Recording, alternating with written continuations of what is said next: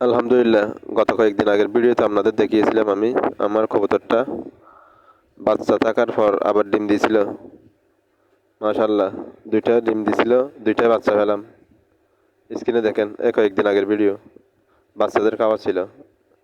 আর আগের বাচ্চা দুটো বর্তমানে নিচে নেমে গেছে, নিজে নিজে খাইতে পারে। সবাই আমার কবুতরের জন্য দোয়া করবেন। ধন্যবাদ।